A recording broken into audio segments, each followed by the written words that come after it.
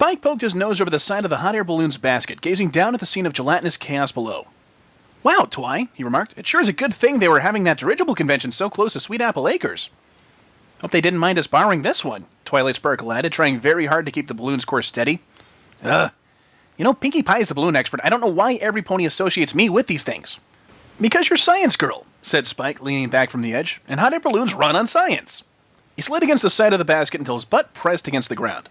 His spikes and tail made trying to find a comfortable sitting position difficult. The cramped quarters of the basket made matters no simpler. He rolled onto his side and came nose to nose with Apple Bloom, who lay curled into a ball on the floor. Before he could turn away, she locked her red puffy eyes onto his, compelling him to hold her gaze. "Sweet Celestia, this is going to be awkward," thought Spike uncomfortably. "She just lost her family and her best friends, and you're terrible at playing it cool when it comes to grief." "Okay, relax. She's still looking at you, probably wondering why you won't say anything." "Oh, what the hey, Spike, old pal. Try saying something to her. Just don't say anything stupid." Spike summoned what he thought would be a comforting smile. "So, are you okay?" Apple Bloom's bottom lip quivered, her ears drooped, her eyes watered, and her nose ran. All at once, she burst into sobs and buried her face into Spike's scaly chest. Spike awkwardly patted her head and mane, looking frantically at Twilight. She frowned at him. "Spike, you suck so much," thought Spike sourly. Apple Bloom sniffed back some snot and wiped her nose with a hoof. Spike recoiled and turned his head away so that Apple Bloom wouldn't see him gag. The last thing a grieving feeling needed was for a friend to think she was gross. "How?" she managed to say before devolving back into snotty, trembling sobs. She took a deep breath, sniffled, snorted down a noseful of snot, and tried speaking again. "How did y'all know to come and rescue me?" Twilight chuckled nervously. Well, we didn't actually know that something was wrong. We were sort of looking to buy some Zap Apple jam. Just happened to be in the right place at the right time." Apple Bloom frowned. She rested her head on the floors and shut her eyes. "What about my family?" she asked quietly. Twilight looked at Spike, as if to ask him to answer the filly's question. He shook his head and shrugged. "Sorry, Twi," he thought. "This one's all yours." Twilight broke eye contact with him and looked down below. At length, she answered Apple Bloom. "No sign of them. The farmhouse and barn were both—" She saw Apple Bloom tighten her legs against her belly as she spoke, but didn't bother finishing her sentence. "Excuse me," a nervous voice stuttered. "Twilight, is that you?" "Fluttershy?" cried Twilight in surprise. "You're all right?" Spike's heart leaped. He grinned at Apple Bloom. She rolled onto her other side. Spike climbed to his feet and stood beside Twilight, staring over the basket's edge at the pink-maned Pegasus, keeping pace with their balloon. "Well," said Fluttershy, "yes, I guess, but I can't say the same for poor Rarity still trapped down below." "Rarity's all right," said Spike giddily. His heart did a second leap and followed it with a cartwheel for good measure. For now," said Fluttershy. "We'd been hiding on the roof of Sugar Cube Corner for a little while, and we saw you passing overhead, so I thought, well, maybe I could fly up there and get your attention, and you could help us not get eaten?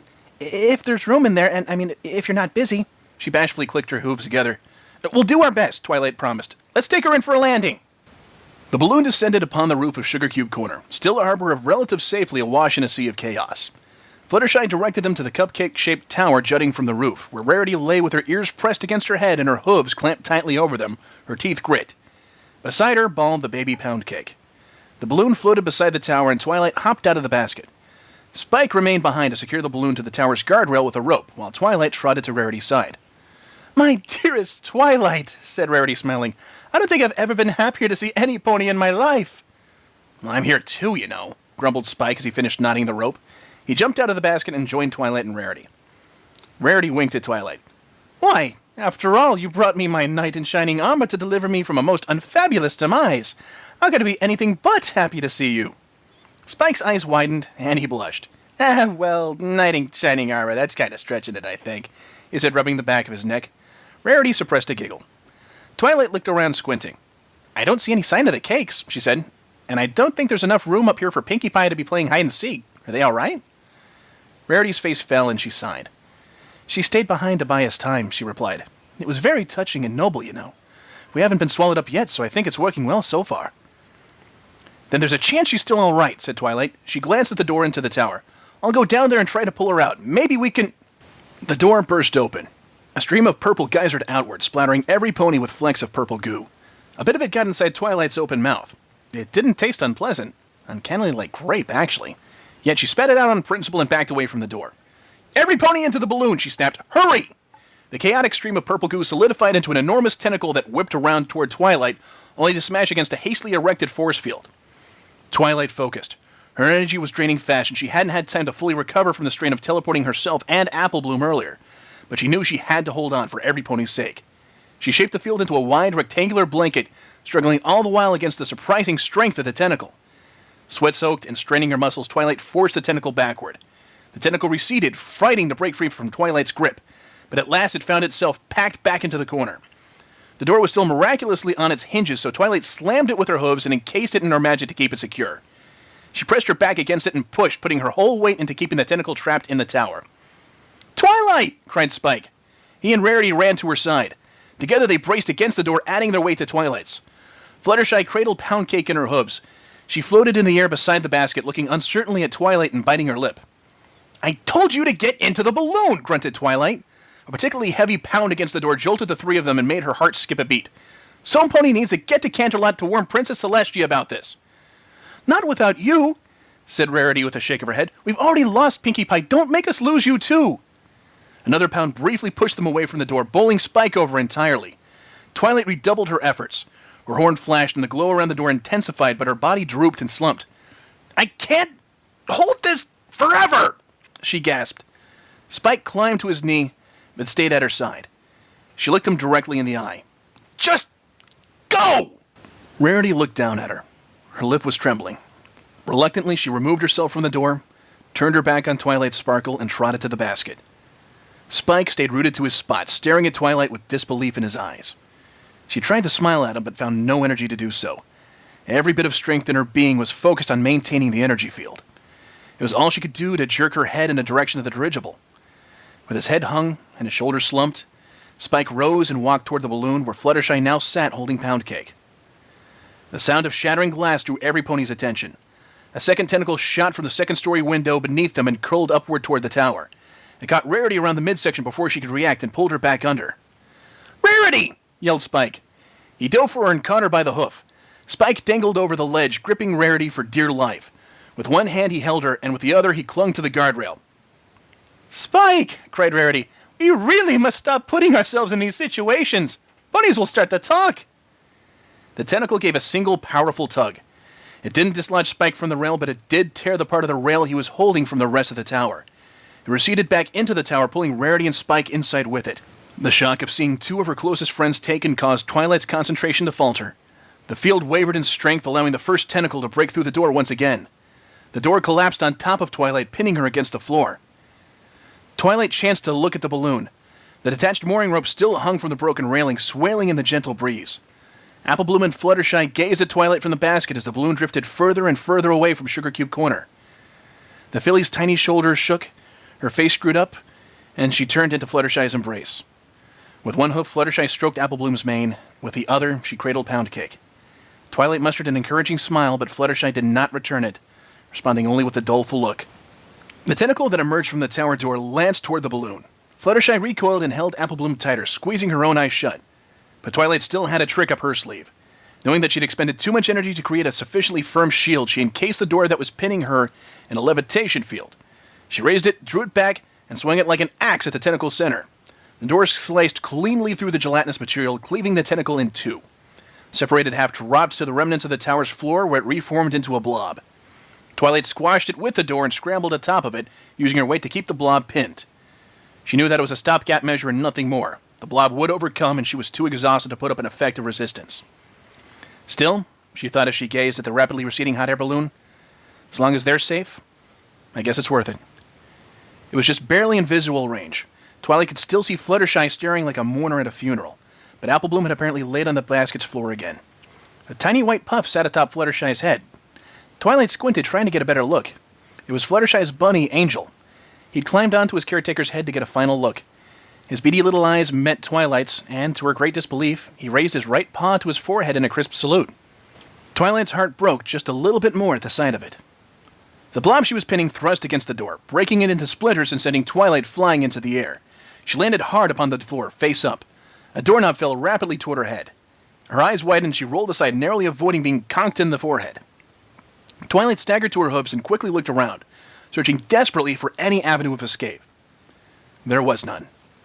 Sugar Cube Corner's cupcake-shaped tower was among the sole remaining things not as of yet submerged beneath the rising tide. Purple, red, and turquoise merged together, blending into a great sea of goo that somehow shone with all three colors simultaneously. Twilight trotted to the broken section of railing and looked into the sea.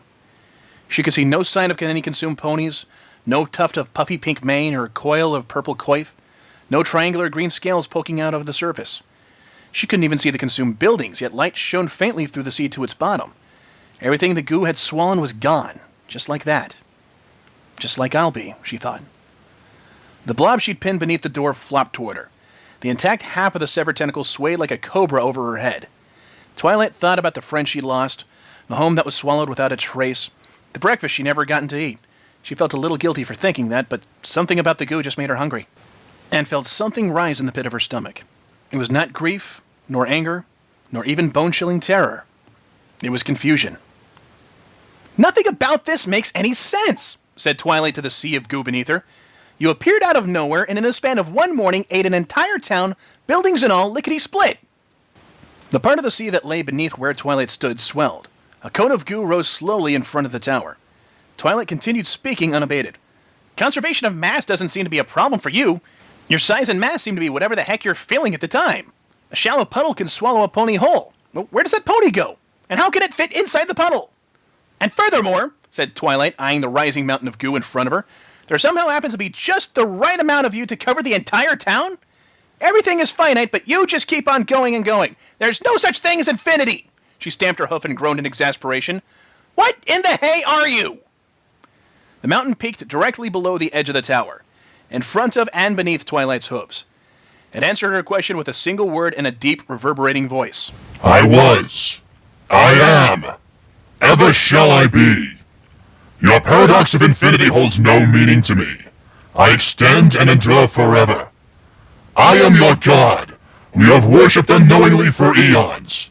Your kind has spread me upon toast, used me in the preparation of confections and sandwiches, oblivious to the truth of my nature. I offer you my body for your sustenance, and you gluttonously gorge yourselves upon me. I endure your ignorant, empty praise, your abuse of my boundless love and generosity. But there are some slights that even a god cannot ignore." From the mountain's peak rose a second, smaller bulge. Goo sluiced off of it in a thick, syrupy waterfall. Gradually, the shape was revealed. That of a thick-necked, big-headed pony whom Twilight did not recognize. When he spoke, it was with the same heavy, powerful voice. "I am Smooth, and nothing can stop me." Twilight cocked her head. Her jaw worked and her lips moved, but her mind was unable to properly process this turn of events, and thus, she was unable to articulate her thoughts. She slapped herself, shook her head, took a deep breath, and exhaled. "Okay. Smooth, right?" "That is my name," said the goo-covered pony. "You claim to be an eternal elder god?" Am. "But you're a pony," said Twilight, gesturing at the pony in the mound of goo. "Right?" "The pony is an aspect of the glory that is Smooth," said Smooth through the pony. "Aha!" cried Twilight, pointing her hoof at the pony. "Ponies don't live forever. Not even the princesses are truly immortal." "Correct," said Smooth. "Your kind rots and dies, while I persist across eons." "Then tell me," said Twilight, planting herself firmly on all fours, "what is the name of the pony I am talking to?" "Smooth." Twilight face-hoofed. "His name is Smooth." "His name is Smooth," Smooth parroted. "And Smooth is an immortal, infinite god." "This is truth." "So the pony I'm talking to is an immortal, infinite god?" "No," said Smooth, and Twilight felt greatly relieved to know that Smooth was capable of answering in something besides the affirmative. "The pony is an aspect of the glory that is Smooth." Twilight tapped a hoof against the floor impatiently. She'd heard that line already. "Then what about the gooey globs of gunk that have been eating the town? What are they supposed to be?" "They too are Smooth. Separate from the whole, but Smooth regardless." "And the big giant ocean of sludge that's filling up the town?" demanded Twilight. She'd exhausted herself by running from Smooth, stealing balloons to interfere with Smooth, using magic to fight with Smooth, and trying desperately not to be devoured by Smooth. Now she was being jerked around rhetorically by Smooze, and she did not appreciate it one bit. What the heck is that supposed to be? I am Smooze, answered Smooze, as though it should have been obvious. You can't all be Smooze! Shouted Twilight. The pony's just an aspect of Smooze, but its name is still Smooze. The blobby things are Smooze, but they're not part of Smooze. And the giant rivers of gunk that have been trying to eat me all morning are you, and you're Smooze, but the pony is Smooze, and so are the blobs, but so is it. Gah! She groaned in frustration and banged her head against an intact portion of railing. All of what you said is true, said Smooze. Then which of you is Smooze? Demanded Twilight. Are you the blobs, the pony, or the giant pile of goop? Yes, said Smooze. Twilight stood very, very still for a long moment, her eyes staring into space and her mouth shut tightly. Then slowly, she lay upon the ground and curled into a ball. Why are you doing this? She asked softly. Because you have become a race of idolaters, said the pony named Smooze. I grant you my body to feed upon as a gesture of love from a father to his children. Yet for 2 generations now I have endured the gravest insult that a god can suffer from his subjects. Every 5 years, when that cursed fruit is grown and harvested, you create a perverted mockery of me and lavish your worship upon it. Twilight sighed. She rose to her hooves and stretched her legs. I meant to ask, why are you confusing me with insane troll logic? But whatever, I'll play along. She waved a hoof. Keep going, I'm listening. You devour your graven idol, forgetting me entirely. I, your true god, the one who feeds and sustains you with his own lifeblood, am pushed aside in favor of what you so cruelly refer to as Zap Apple Jam. You're upset about Zap Apple Jam? Asked Twilight skeptically. What, are you made out of jelly? You are among the more astute members of your race, said Smooze thoughtfully. This does not speak highly of your collective wisdom. Twilight frowned. Elder god or no, there was something upsetting about being talked down to by a condiment. What about that pony you're talking through? He's not jelly, is he? He is. Please, begged Twilight. Don't say he is Smooze. Smooze was silent for a few long, unsettling moments. His body rumbled and shook. Twilight got the distinct impression that Smooze was laughing at her. Finally, he spoke again. While you and your decadent lot devoured the false god, there was one who remained faithful to me. One who loved me with a tenderness and a passion that I've never beheld in any other pony for all the long years that I've endured. So moved was I by his love for Jelly that I made him a part of me. He is my Messiah, my chosen one. He will endure eternally as Smooze while the rest of your kind drowns under my infinite tide. What about the others? Asked Twilight. What about all the townsponies that you swallowed? They exist, said Smooze. They are whole and within me, but they are not Smooze. I will carry them forever as burdensome trophies, but they will never be Smooze. That's a relief, thought Twilight. Or, now that I think about it, maybe that's worse than being eaten. I still don't understand something, she said, shaking her head. If you're really an omnipotent god, then why do you care if ponies eat Zap Apple Jam? Because they are not eating me, said Smooze angrily. I exist in all jellies everywhere.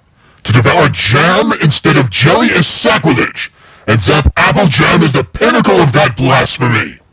But it's only jam, said Twilight.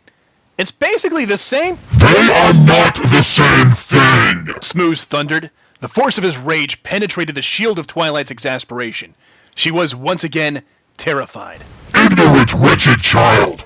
Who are you to blaspheme to me? I was smeared across bread and pressed against peanut butter before any of your sires could taste me. Do not think to play semantics with me! A tentacle shot from the sea of Smooze and curled into a fist. With a roar, Smooze swung at the stylized cupcake at the top of the tower, knocking it free and sending it flying. Twilight ducked and covered as wooden beams collapsed around her, conjuring a shield that was just powerful enough to keep her from being struck by fallen debris. We thought you capable of understanding, said Smooze, his voice smoldering. You are to be the other Messiah, the only other pony to know the glory of Smooze.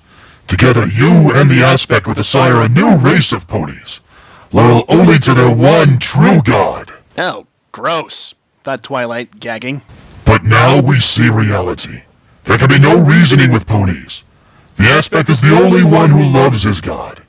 You will be fodder for the glory of Smooze and your entire idolator race will join you! Idolator this, not ocean! From directly above Smooze came a sudden, heavy downpour. The rain struck the pony like bullets, tearing and blowing away strips of jelly flesh. Turquoise, purple, and red rivulets ran down his coat and mane. The aspect's eyes opened wide, and he screamed. There was a sudden flash, and Twilight had to duck to avoid being struck by a bolt of lightning. A foolish measure, she knew. If she were to be fried by lightning, there wasn't much she could do about it. The bolt struck the remnants of the tower behind her, and it burst into flame, turning a structurally unsound death trap into a flaming, structurally unsound death trap. Twilight looked into the sky at her savior, a rainbow-maned Pegasus standing atop an angry black storm cloud. Her face went radiant with joy. "Rainbow Dash!" she cheered. Rainbow Dash smirked at her bookish friend. "I don't really know what idolator means," she said. "Is that going to be a problem anytime soon?" Several more bolts of lightning struck the tower. A flaming 2x4 fell beside Twilight, and she cringed. "I think the fire is my most pressing concern right now. And the lightning. And the snot monster." "Oh, right, sorry about that," said Rainbow Dash, rubbing the back of her head. "Hey, Derpy! We've got an egghead to airlift! Quit hopping and hop to it!" Derpy hooves bounced atop a fluffy, sheep-like black cloud, grinning happily. "Egghead? I love eggs!" she sang. She patted her cloud before leaping into the air. "Thanks for your help, Stormy!" Rainbow Dash faced Hoof, but quickly followed suit. The Pegasi each took hold of one of Twilight's legs and carried her into the air, quickly gaining speed and altitude. Idolators! Roared Smooze. Your reprieve is a fleeting one! Nothing can stop the Smooze! Rainbow Dash rolled her eyes and gave a passing cloud a heavy kick, sending a short-lived deluge of rain into Smooze. The god of jelly screamed in pain.